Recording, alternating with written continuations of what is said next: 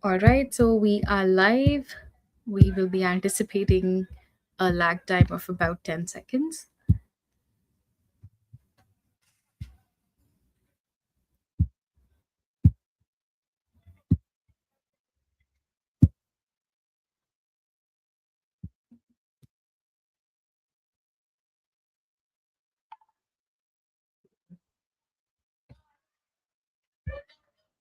So, hello and welcome, everybody.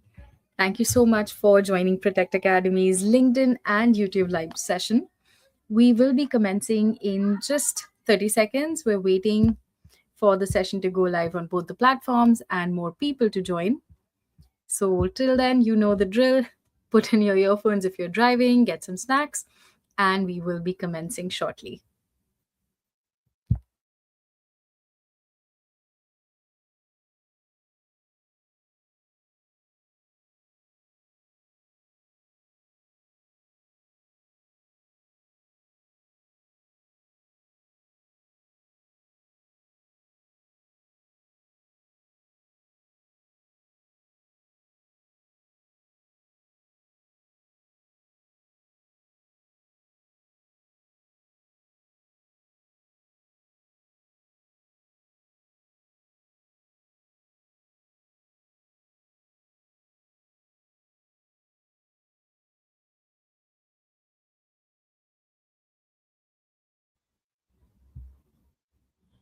All right, so we are live and kicking.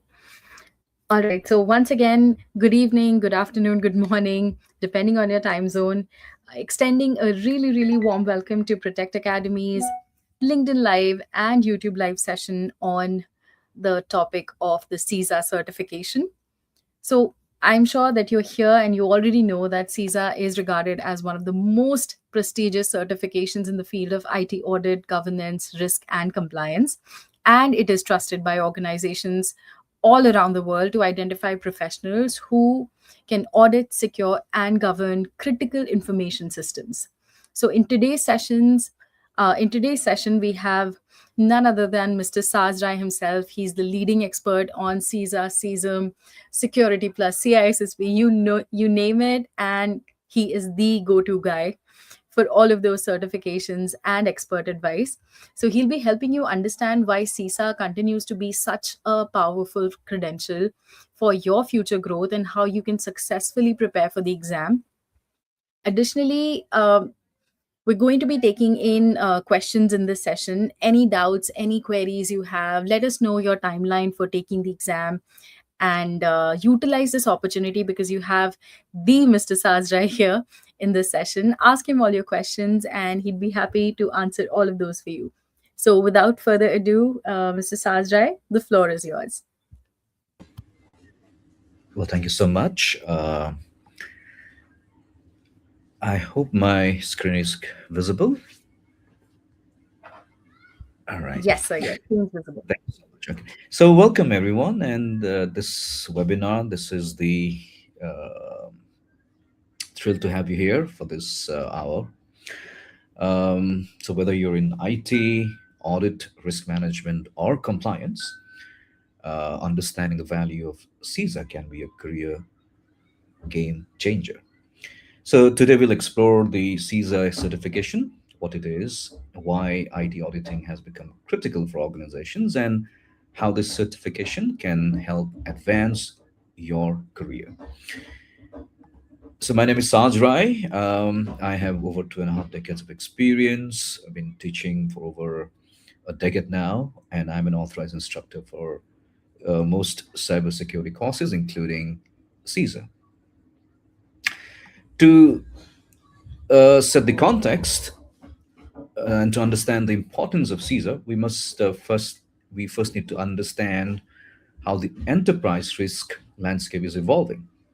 Right. So today, organizations are evolving and operating in highly complex digital environments, and there's a lot of increasing regulatory complexity that's increasing. For example, the AI regulations or data privacy, and most countries are now adopting these. Um, and so, second, the digital ecosystems are expanding. Companies rely on cloud platforms, third party vendors, APIs, integrated systems, AIs, and so on. So, because of these factors, boards and executives now demand integrated assurance. Okay, that's a key word I want you to understand. Integrated assurance that technology risks are being properly managed. So, this is where CISA comes in, Certified Information Systems Auditor. And yeah, this CISA, it's been around for a while now, almost 50 years now, almost. This is a global certification from ISACA. Okay, and it's there are more than well, thousands of people who are certified. It covers audit, how organizations audit, control, and govern their information systems. And these are the domains that we have to go through. These are the five major domains, also known as a job practice area. First domain is information systems auditing process, which focuses on how audits are planned and executed and reported. So here we understand a lot of foundational auditing principles. Then there is second domain is governance and management of IT, which looks at how organizations structure and manage their IT functions. The third domain covers information systems acquisition, development, and implementation, focusing on auditing system development and project management processes. This is one of the smallest domain in this, you can say 12%, right?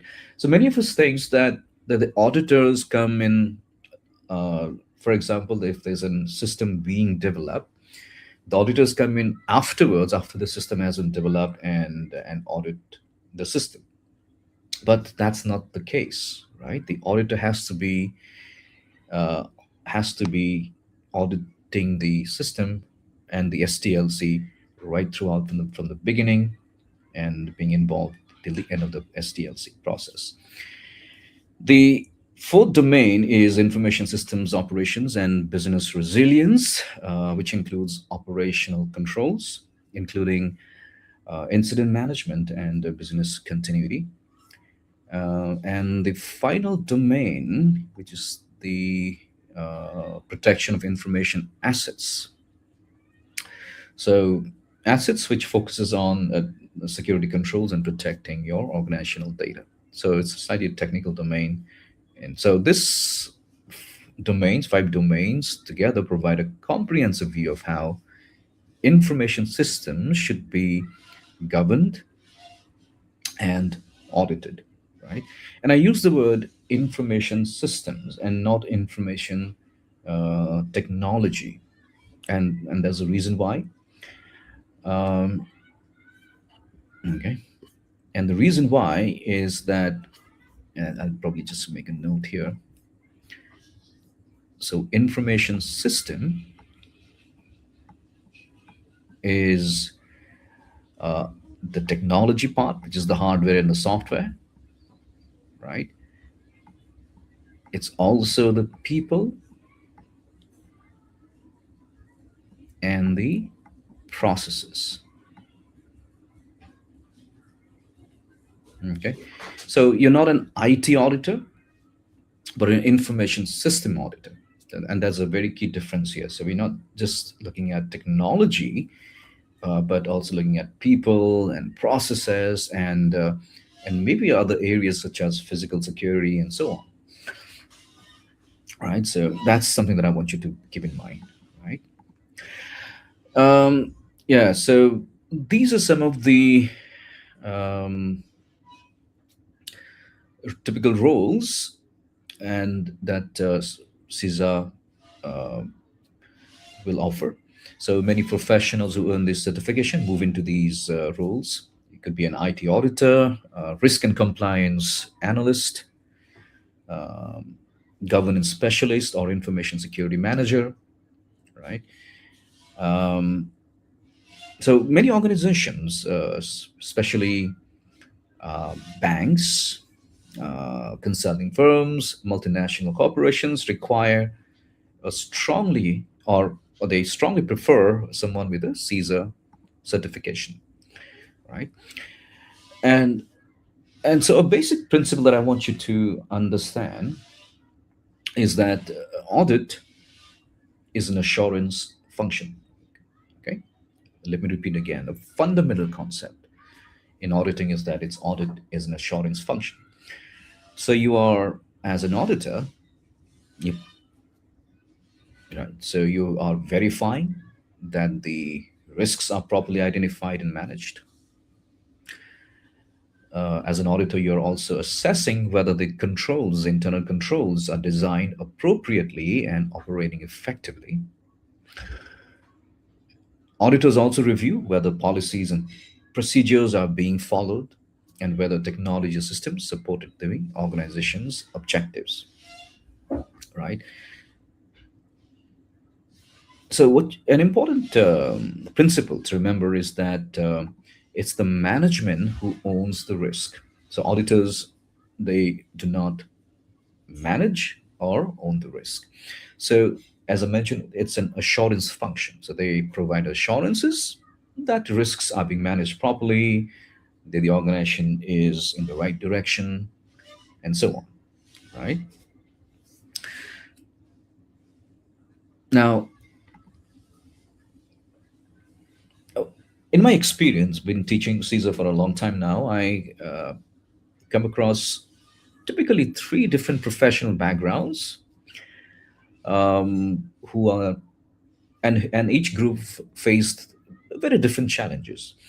The first group is usually the financial auditors, such as CA or CPA professionals. Now, they're usually very strong in the audit methodologies, the audit principles, but they have very limited exposures to technical IT concepts.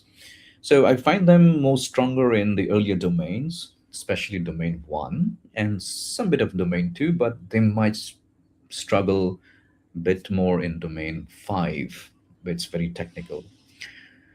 Then the next group are generally the IT auditors. Now, they are the ones who already understand the domain, but they need to adapt to an ISAGA exam approach and scenario based questions. And most people who actually join up, in my experience, are people who are, well, they're neither auditors, but they come from a IT and cybersecurity professional and they want to have a career change. And so they understand technology very well, but well, often they need to develop an auditor's mindset. So, which focuses more on the controls and governance than the technical implementation. And this is a very important thing, that the that auditor's mindset.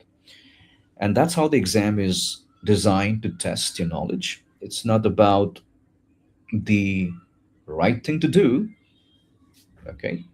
It's not usually the right thing to do, but the best option for you to do.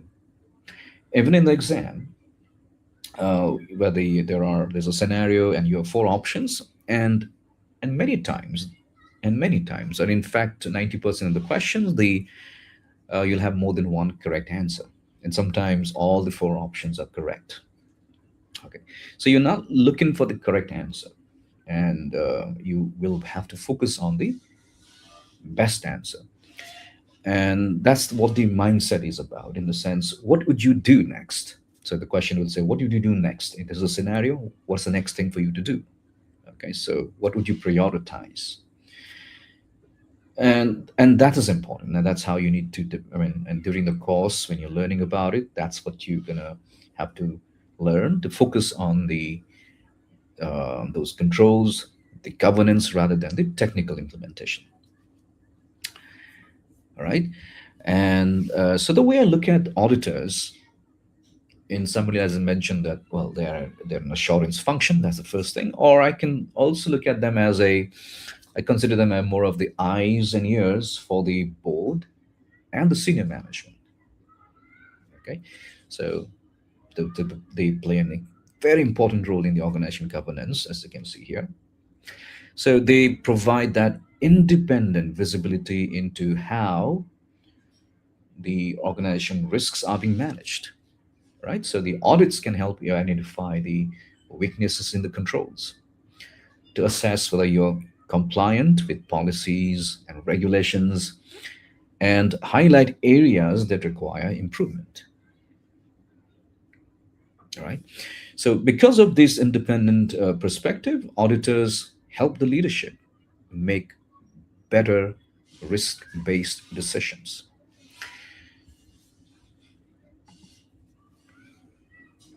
So, let me share a simple real world example. Imagine a financial organization preparing for a regulatory audit. Now, this has been inspired by one of my own personal experience in one of the financial firm. So, during a internal review, the a CISA certified professional they discovered weaknesses in the change management process. And especially, system changes were being implemented without proper approvals and documentation. So, this could potentially lead to data integrity issues or compliance violations. So, by identifying the issue early and recommending stronger change control procedures, the auditor helped the organization avoid regulatory penalties and operational risk. So, a simple example of how uh, effective ID audit can add value to the organization.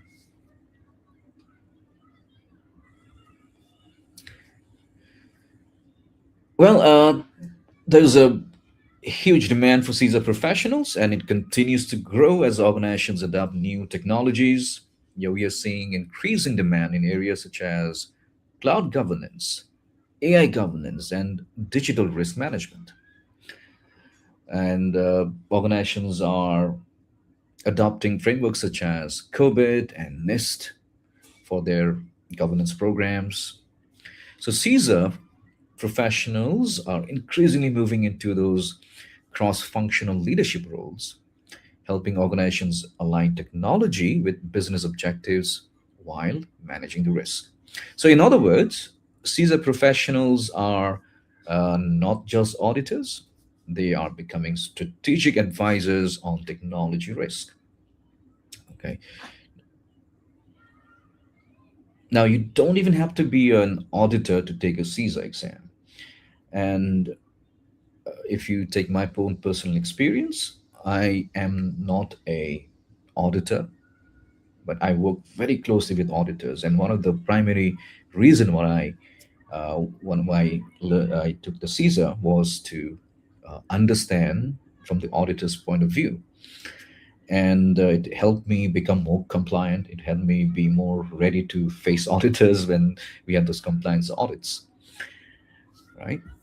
Because the principles are the same. Once you understand how the auditors are going to audit your systems, you are better prepared to meet them and meet the requirements. So that's another perspective. But yeah, if you are again planning to take the exam, preparing to become a CISA, you need to have those 5 years of experience. Um, so there are waivers for up to 2 years, so which means you need 3 years of experience. Okay, but it's important to note that you can take the exam before completing the experience requirements, and once you gain that experience, you can apply for the certification. So you can pass the exam, but after you provide the your experience, then you only then you can become a CISA. The exam is for 4 hours long and contains 150 multiple choice questions, and it's the same format. There are four options, four items, and only one of them is correct answer. Rather, the best answer. Like I said, many times all the options are correct. Right, you got to select the best answer or choose the most appropriate response. The exam focuses heavily on those risk management, control evaluation, and the governance concepts. Yeah, so it's important to have that time management because you got to answer 150 questions within 240 minutes. I think approximately maybe 90 seconds per question, right? The the CISA exam uses a scaled scoring system In fact, most ISACA courses uses that, and the scores range from a minimum 200 to a maximum 800. And you need to score a minimum of 450 or above to pass the exam. Okay, so you need to understand that this score does not directly represent a percentage. It's not like 450 out of 800, which is like a 56% passing mark. That's not that. It reflects. It's a very interesting way of calculating. They do not actually reveal how they calculate these things, but it reflects your performance relative to the exam difficulty. And if you there is no real world scoring system that you can use to measure your performance, but my experience says that if you are consistently scoring about 80% in your test, or 70% would be a little dicey, but 80%, then you're ready to take the exam. Right? So 7 to 80%, that's what you should aim for when you're practicing for in your tests. Right. So exam fees, well, it's expensive. It depends on whether you are an ISACA member, if you are, which I highly recommend, it comes to about $575. The membership fee, it is almost about 140, $150, and even if you add that, it's lesser than the non-member fee.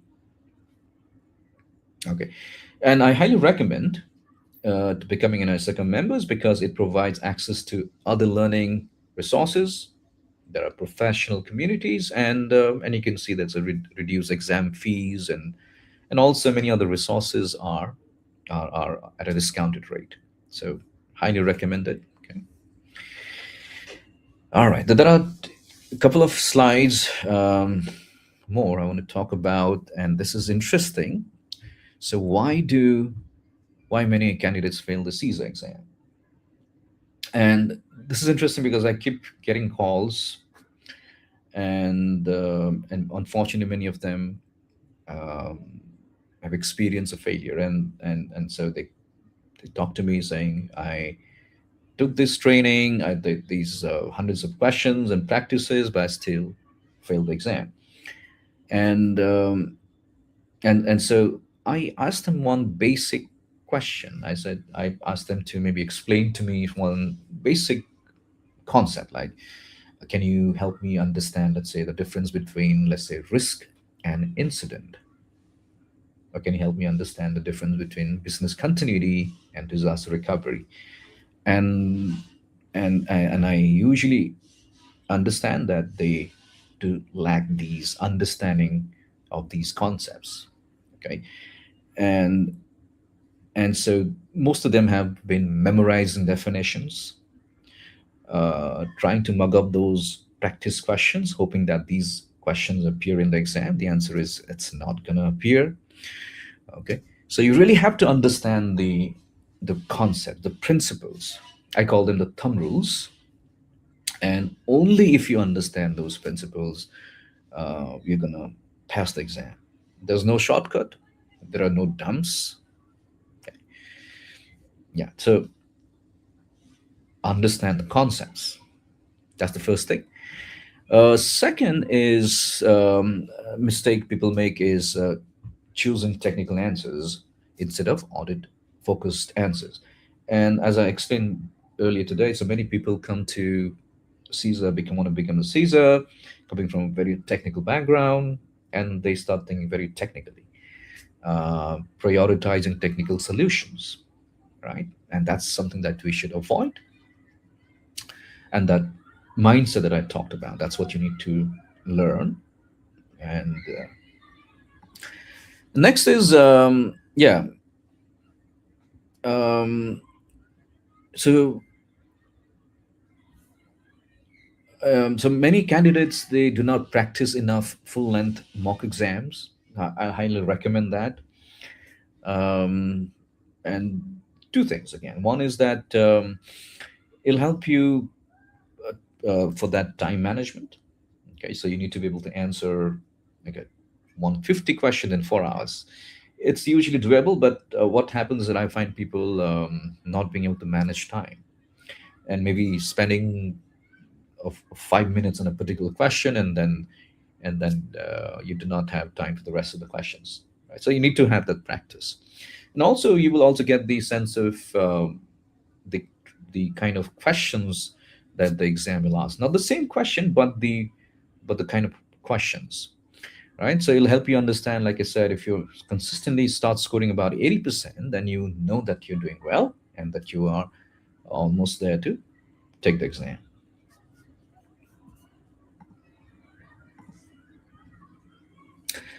Well, neglecting lower weighted domains that still appear on the exam. As I mentioned, there are these five domains, and never in my career so far have I come across anybody who has experience in all the five domains, right? And so people will have their own strengths, their own weaknesses. Um, so they might prefer a particular domain, more technical heavy domain, versus less technical process oriented domain, and so on. And there is, and not all domains are the same weightage also, especially domain three, just 12%. And some people try to just neglect that and saying, oh, it's not that important. And unfortunately, that's a mistake, right? And yeah, so have a proper structured plan, and like I said, um, understand those principles. Have a plan for yourself. For simple example, could be like if you have uh, five domains. There are five domains, and if you spend 1 week per domain, that means about a month and a half or a quarter. You should be completed with all the domains, at least one study. Then you might want to do another study, which might be much more quicker.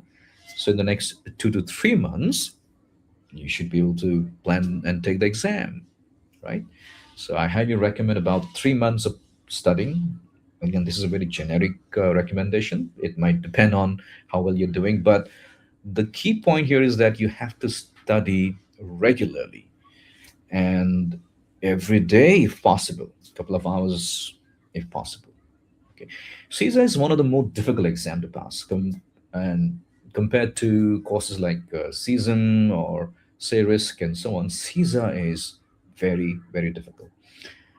Um, I would say it's as difficult as CISSP, right? The depth, there's a lot of depth in CISA. The questions are quite tricky, and so it needs that kind of dedication and the hard work.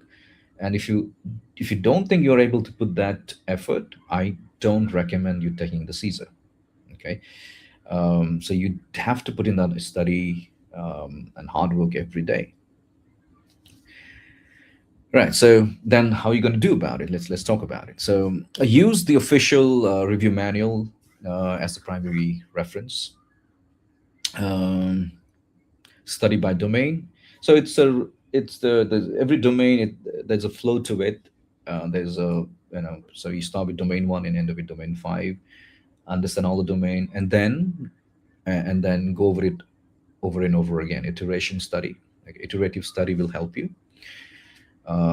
So understand the concepts rather than memorizing them, as I mentioned before, right?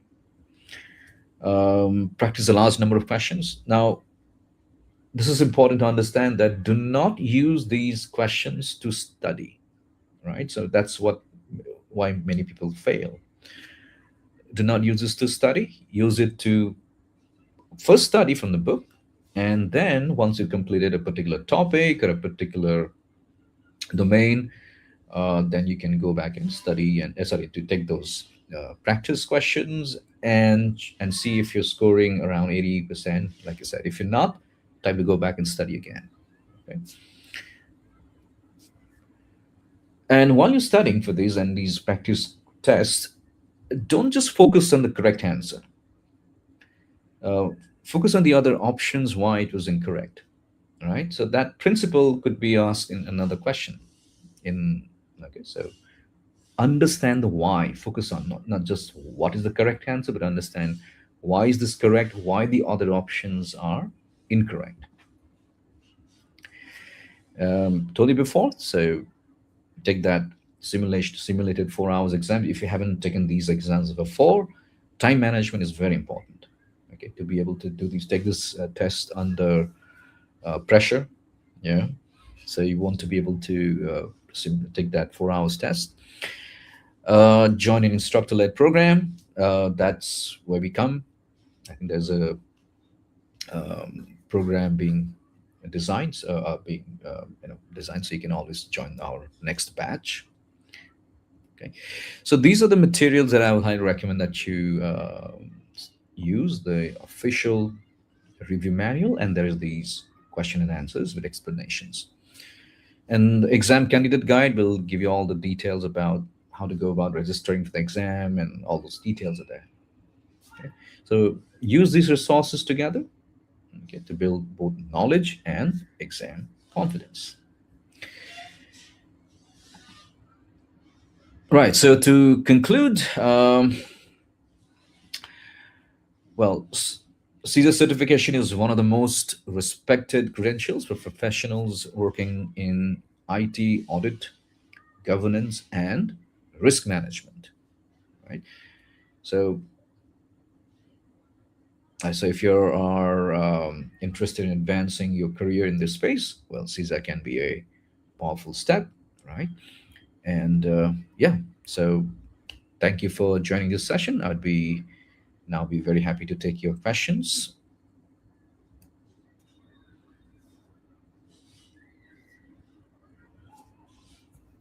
Thank you so much, sir, for taking a very illuminating session. Let's wait for another minute or so. In case there are any questions, the floor is open, guys. Please feel free to type your questions or thoughts or queries in the comment section, and Mr. Rai will be answering all of them. Additionally, we have shared the number on the screen. Mr. Rai is starting with his new live training batch for the CISA certification examination, and it starts from the 14th of March. These are weekend sessions, and to learn more about it, please feel free to reach out to us.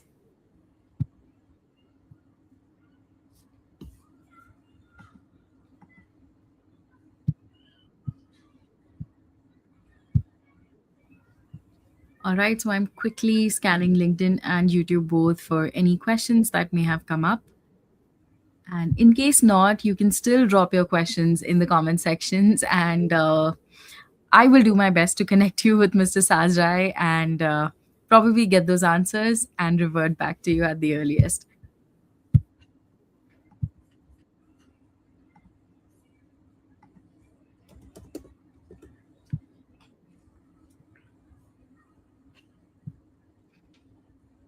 All right, sir. So I do not see any questions as of right now, so they can drop it later as well. And I would like to free you for the cricket match and everybody else who stayed with us throughout. Oh, wow, there is a question from LinkedIn.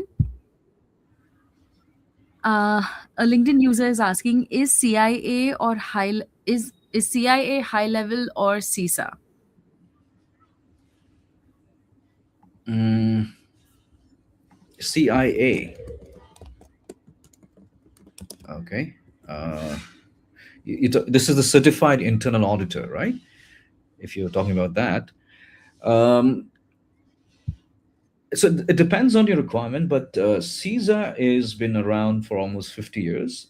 And CISA is I would say, the most widely recognized certificate for auditors around the world. I think CIA is uh,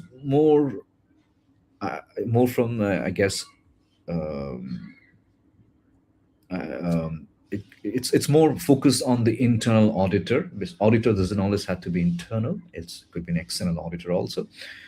Uh, yeah, but CISA, I think it's more recognized compared to CIA.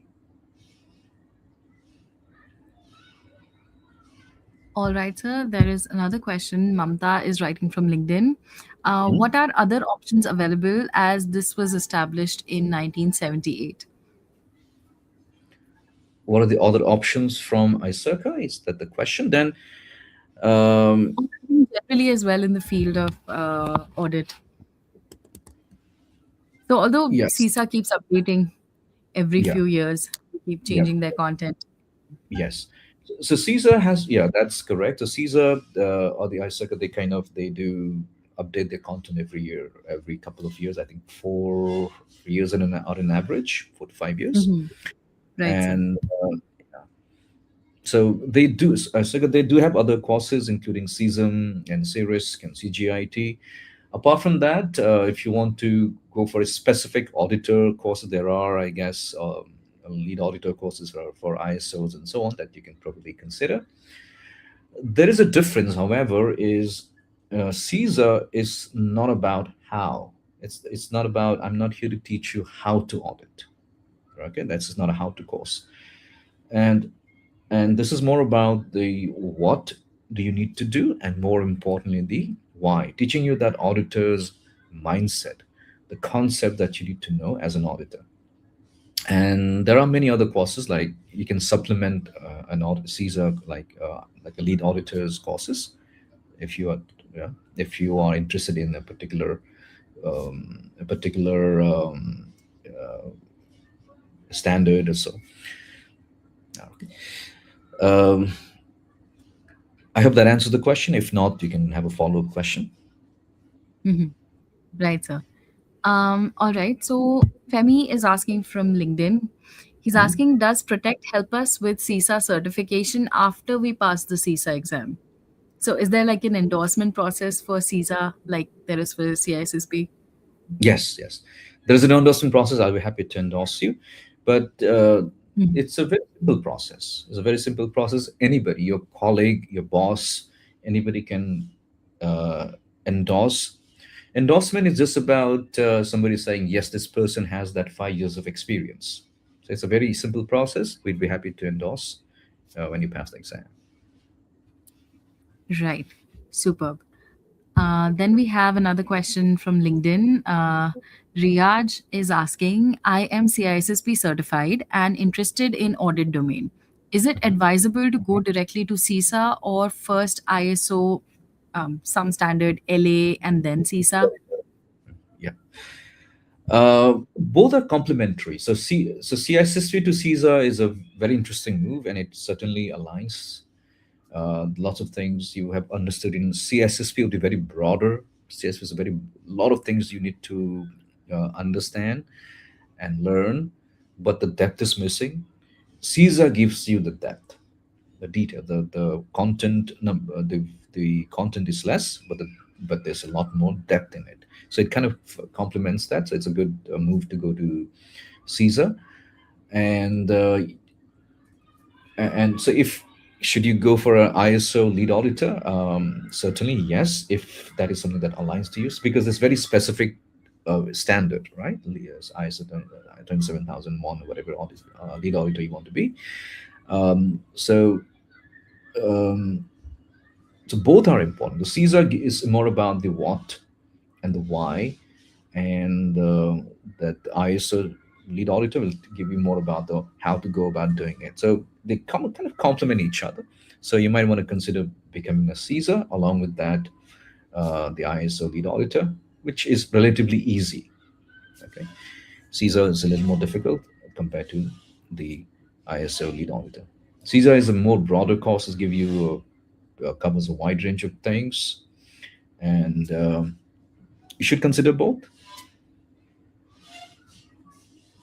Great, sir. Perfect answer.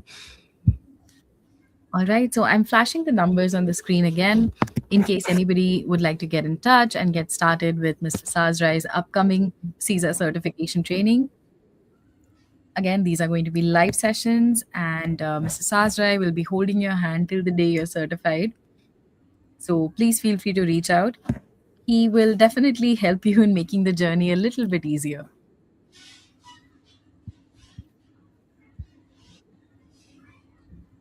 All right, sir. I do not see any further questions. So I think this is a good time to wrap up. So thank you Thank you very so much. much. Thank Yeah. you so much. Here. Thanks so much, sir, for joining. And thank you, everybody, for asking your questions and joining us for the session today. And we will see you in the next one.